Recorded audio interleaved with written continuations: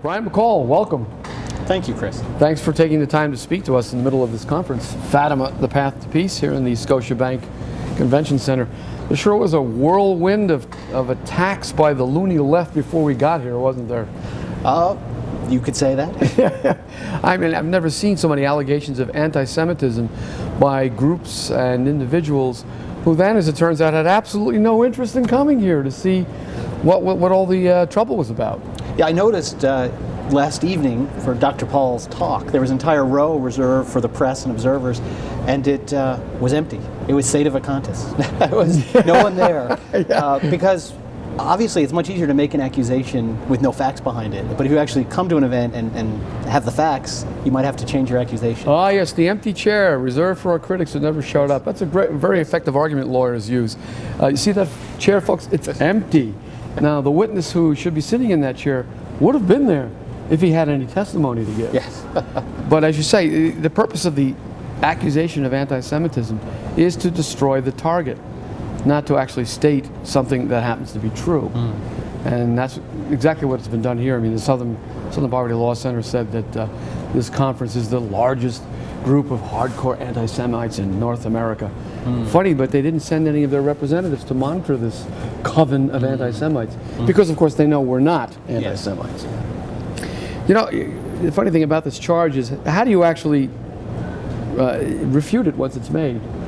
Well, it's unanswerable. It's because it lacks any precision or definition. So it's like accusing someone of being soft on something. Well, what does that mean? How do you defend yourself against it? Well, if you deny that you're anti-Semitic, then they say, well, yeah, you're just covering up your anti-Semitism. If you profess affection for the Jewish people and say that you've worked with a number of Jewish spokesmen on certain issues, they say, oh, you're just hiding your anti-Semitism. Or if you say... So maybe the Southern Poverty Law Center on that theory is hiding their own anti-Semitism by investigating anti-Semites. And if you cite a Jewish source, who supports your position on a particular issue, well, then they say he's a self-hating Jew. And since you're associating with this self-hating Jew, you're an anti-Semite. Or you could talk about the Masons, you know. The popes have condemned the Masons, the Freemasonic sect, as Leo XIII called it, about 200 times. What if you mention Freemasonry, they say, aha, you mean the Jews, you're an anti-Semite. And no matter what you say, you're anti-Semitic. I mean, Joe Sobran said it best, anti-Semite used to mean someone who hates Jews. Now it means someone the Jews hate. Very apt. Yes. And the charge is used as basically a club to silence any kind of opposition to to ideas. And that's the point. They don't want to engage on principles or ideas, so it's much easier to just attack the person rather than the idea. Well, they didn't get away with it this time, and Ron Paul, to his credit, appeared in spite of these hysterical attempts to get him to reverse his acceptance of the invitation. And he said yesterday from the podium, look, a contract is a promise. I made you people a promise to be here. And I came. And he was delighted by what he encountered here, which is just a lot of good people, Catholics all, seeking to achieve the goal of peace in the world. Of course, we Catholics know that that's going to involve a supernatural means. Yes. Consecration of the world to the Immaculate Heart of Mary. So I have a lawsuit for you then. I think you should sue the Southern Poverty Law Center for tortious interference with contract. Their attempt. Well, I wonder what Canadian law says about that, because there might be some interesting twists on that theory here in Canada. Well, you know, we were discussing Ron Paul's theme, and he said at the outset, look, you're not going to agree with everything I say. And one of the things he said was, we need to get government back on the proper footing, which for him meant the non-aggression principle. Maybe you could talk about that a bit. What is this non-aggression principle we hear so much about from libertarians? Sure.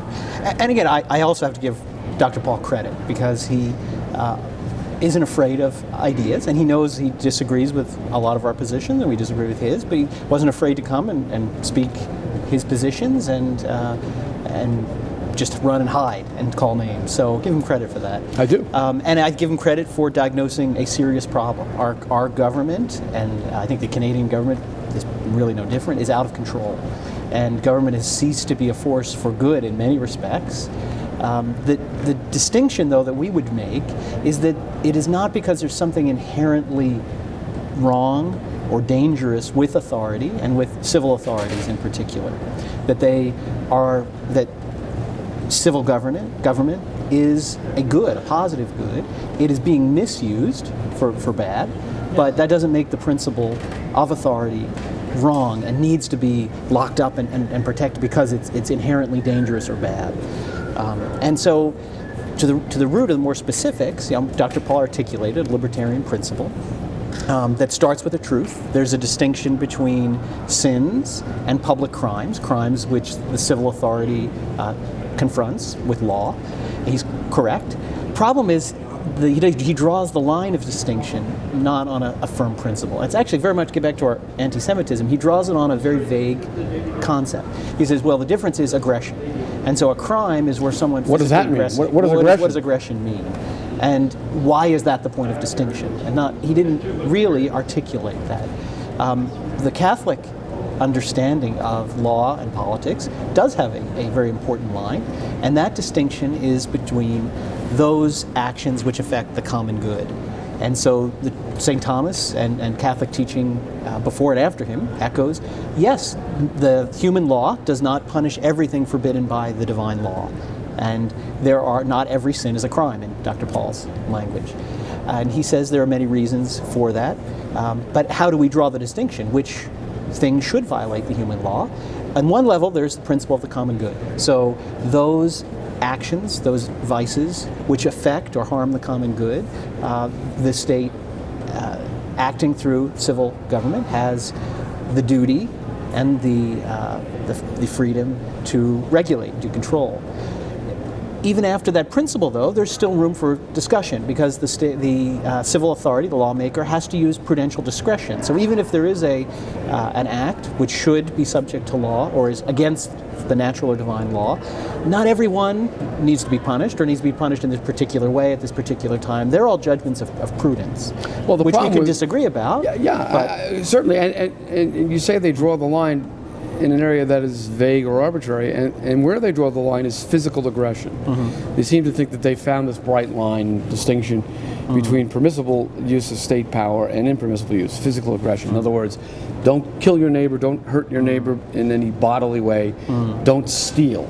So it's basically a duologue instead of a decalogue, two commandments. Two commandments. Thou shalt not kill, thou shalt not steal.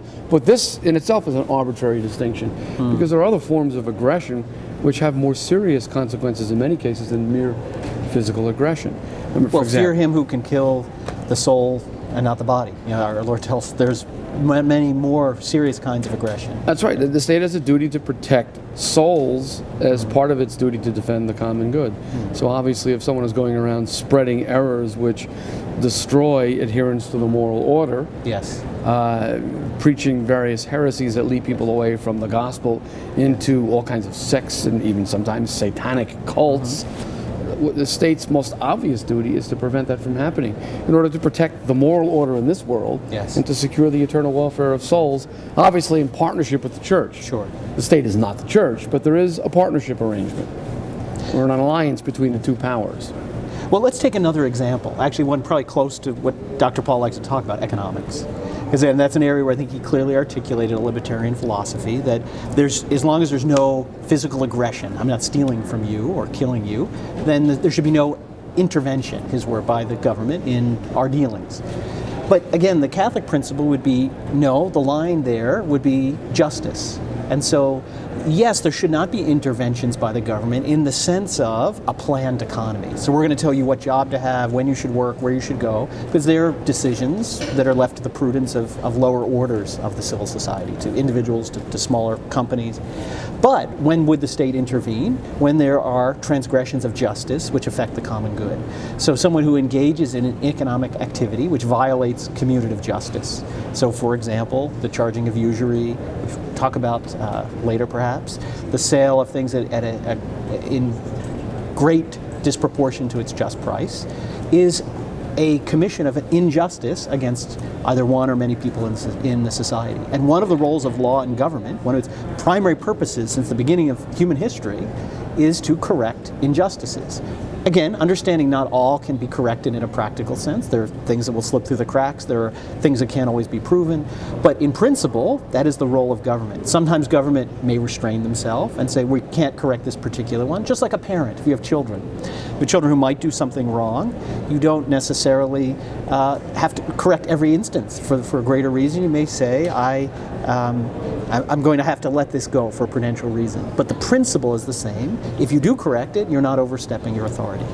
Yeah, the non-aggression principle circumscribes the power of the state to the point where essentially, beyond maintaining a certain minimal order to prevent, say, shooting or looting, the state does nothing to protect the moral order. Let's give some concrete examples of where the state would exceed, and justly so, this limited scope of the so-called non-aggression principle. Beyond simply preventing bodily injury or the theft of goods, the state would have a duty to intervene, for example, when someone is publicly advocating abortion. Going around in society arguing for the right, so-called, of a woman to kill her unborn child. The end result of the failure to prevent the spread of that error will be, in a democracy certainly, electoral approval of the so-called right and mass murder. 50 million people have died as a result of this failure of the state to exercise a legitimate restraint on freedom of opinion. Yes. And it's not like the state doesn't recognize that freedom of opinion can be restrained. It still does restrain freedom of opinion, but according to this non-aggression principle generally. So for example, if you lie about a commercial transaction, if you fraudulently sell timeshares, or you market a supplement that does nothing and you collect large sums of money, you can be jailed for that. Yes. So the principle is still there, but it's limited in its application in a way that does not adequately protect the moral order. Well, and you hit on one of the false premises underlying this principle, and that is this idea that's spread around that truth will always triumph. So if we allow truth and error just free rein, let them fight it out, truth will always win. With zero empirical or deductive or inductive proof for that conclusion. I mean, and for people who often claim, well, we're just doing science, economics is a science, there's no empirical proof. And in fact, history shows us the opposite, that when truth and error fight, many times error wins. Now, as with all errors, there's a core of truth in that, because our Lord has told us, we know the end of the story. He will triumph, evil will be defeated, the devil will be chained to hell. But he doesn't say, in every battle up to that point, truth will always win. In fact, he says, if he has to reassure his apostles that the gates of hell will not prevail against you, don't worry, it's probably likely because he foresees that there will be times when the gates of hell will appear to be victorious. He doesn't say, oh, don't worry, whenever the gates of hell are nearby, truth will win out and they'll just go away. And so this whole principle of we don't need to worry about what anybody does or says or advocates, because we just let the free marketplace take care of it. Well, Gregory the 16th used an arresting metaphor in that regard in Mirari Vos, in respect to the publication of errors in books and pamphlets. He said, would anybody be so insane as to suggest that everyone in society should be able to drink vials of poison as long as there's an antidote that someone can rush into their hands so they can drink it before they die? I mean, this nonsensical Enlightenment notion of society as a mixture of truth and error, and somehow we'll find the antidote in time, is what has led us to this situation. Yes. Yeah, what it forgets is man's fallen condition. There's concupiscence, there's the inclination to evil at war with the inclination to good. And without sanctifying grace, which is where the church comes in, that fallen nature of man, uncorrected by divine grace and the instruction of the church, is going to lead, again, especially in democracies, to the legalization of one horror after another. And error cannot lose in those circumstances. Well, and you're right, and it's interesting, even a pagan philosopher, Aristotle, who obviously didn't know the truth of the church and of divine revelation, but even he saw this principle that virtue does not just triumph on its own, is when he explains in his ethical writings that if you want to pursue the path of virtue, you can't do it on your own. He says, he who wants to be virtuous needs a teacher, needs a guide, needs someone to help him along that path. And again, without even the theology of the effects of original sin, which he didn't have, just by observing people, he said, people won't be able to make it on their own. They'll fall into vice without some assistance. So even he knew that goodness and virtue do not just automatically triumph on their own without ordered effort on our part. Well, that's because society is not a collection of individuals, but a moral totality. That's why we speak of the common good. And this is the dilemma that Plato discusses in the Laws and in the Republic. You need a good state to make good people, Yes. but you need good people to make a good state. Yes. What is missing? What's missing is the intermediary body known as the church. The church, yes. That's why Werner Jaeger, the great Harvard classicist, said that what Plato was groping toward was the Christian Commonwealth, where there would be this otherworldly institution, which is in the world but not of it, that would supply the missing element to prevent this endless feedback loop of bad people producing bad states, producing bad people. Yes. And the libertarians, they come into this feedback loop of evil, and they condemn the state per se, not recognizing that their own errors are giving rise to it, because they reject the organic link between church and state, which will leave us with a bad state that endlessly produces bad people who endlessly produce bad states. Yes. And like all feedback, it gets louder and louder, or worse and worse over time, until it can't be borne anymore by the human soul. Yes. And then you have utter social degradation. We're at the height of the feedback process right now. Yes. Because the church is out of the loop. Yes, exactly. And so this is our beef with the libertarians. Their diagnosis is good as far as it goes, but the solution, this idea of a liberty movement, it's more of the same. They're just trying to cut back on it, but they haven't really. Well, they're just trying to rewind the loop a little bit. Yeah. But we know where the loop will end up. Let's go back 75 years when people still behaved morally, and at least understood the Constitution in terms that would be consonant with Christian morality. So perhaps judges 75 years ago weren't inclined to find a right of abortion in that text. But there was no ultimate break on the slide into Roe versus Wade in the text itself. No. Because the state we know of as the United States of America lacks a conscience. It's not built into the text of the document. You need the church to act as that conscience. Or in the beautiful image that Leo XIII picks up on from John of Salisbury, the church is the soul of the body politic. And when you remove the soul from the body politic dies.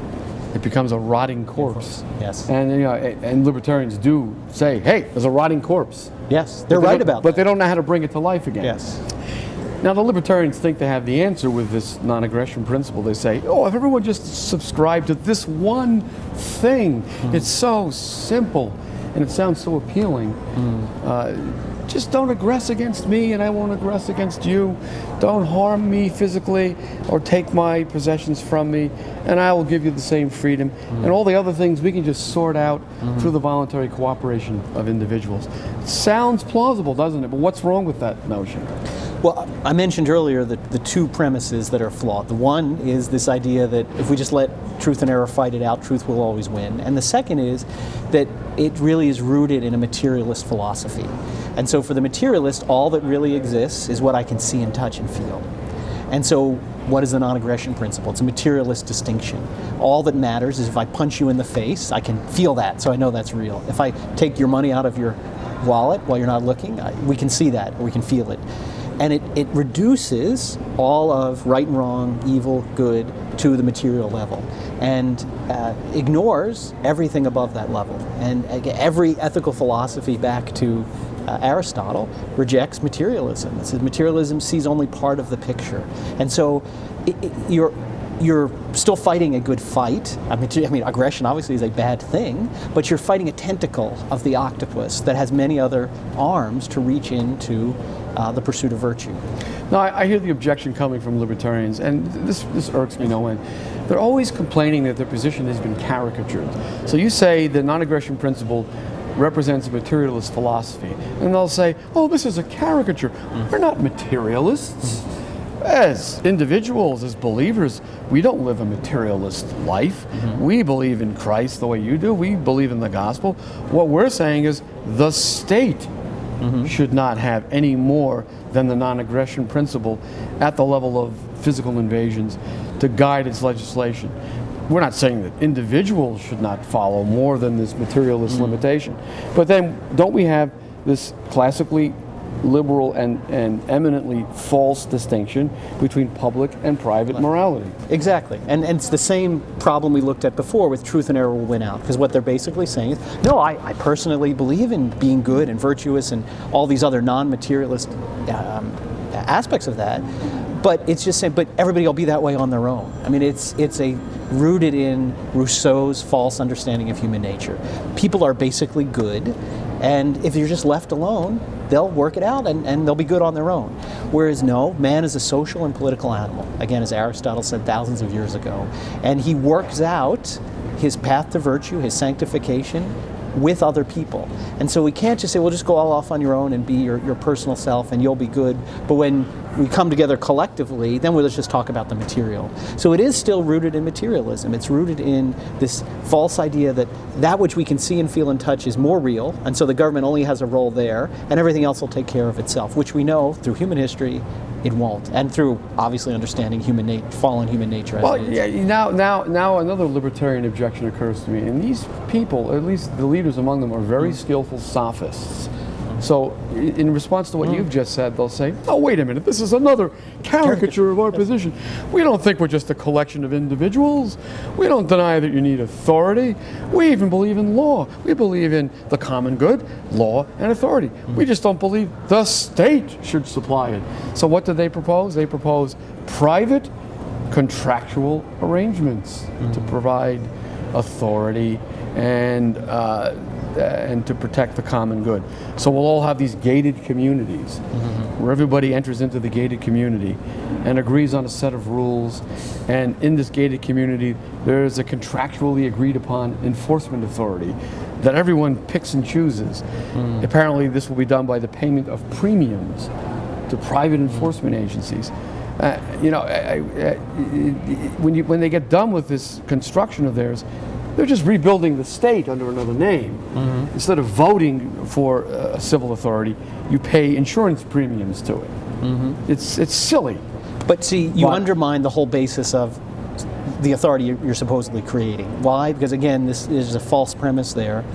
Because when you create authority the way you're describing, or they would describe, then all authority comes from the contracting parties. So in law, when you have a contractual obligation, it's one that you create. You don't have to enter into a contract. You choose to, now you have an obligation.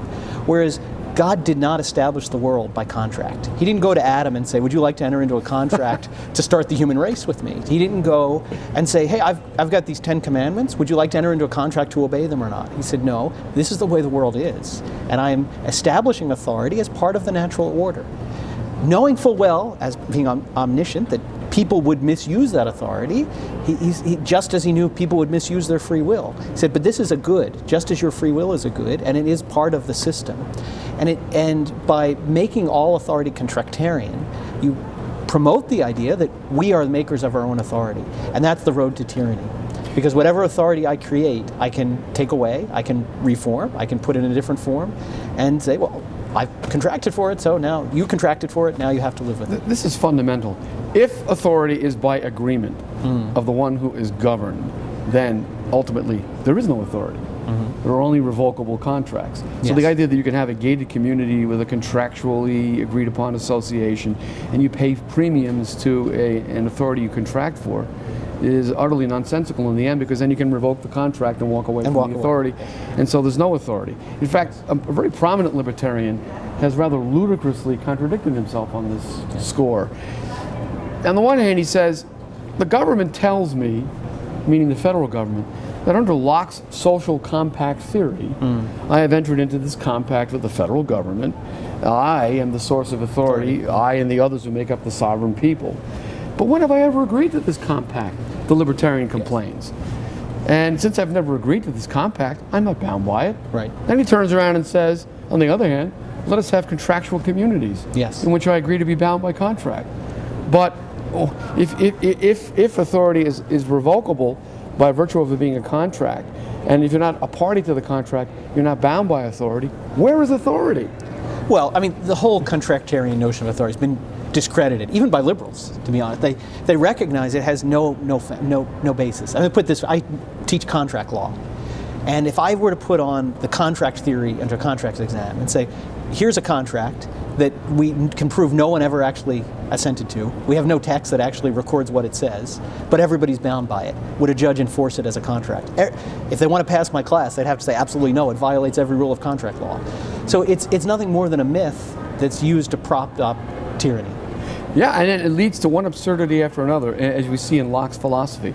Because if authority is by the consent of the governed and it requires a contractual arrangement, and even libertarians say, hey, we never consented to this contract, then you have a situation where even if you have their private consensual communities, where you have a written contract, I agree to this authority for a premium of X dollars per year, what happens when your child is born? He hasn't signed that contract. So Locke would say, and he does say, well, a child is not subject to any government because he hasn't consented to it. We have to wait till he grows up. Well then, if he's not subject to the government, by what authority can government enact any measures that would cover children? Well, but what point, for that matter, why can a father or mother discipline the child?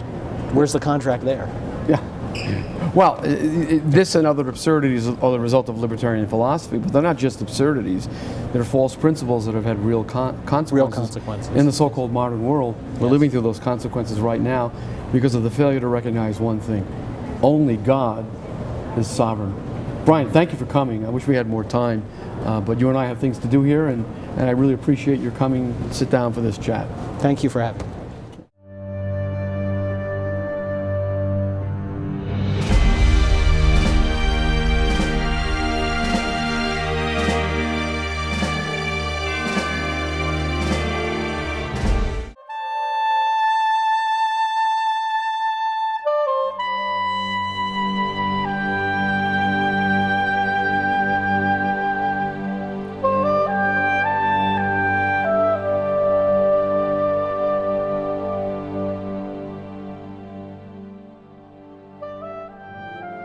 Pray, pray a great deal, and make sacrifices for sinners, for many souls go to hell, because they have no one to make sacrifices and pray for them.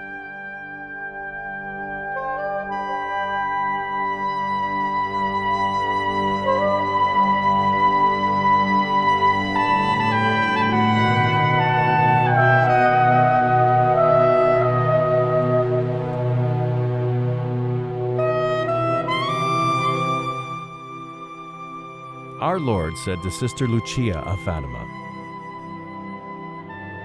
"The sacrifice that each one can make is to do his duty and obey my law. That is the form of penance I now demand.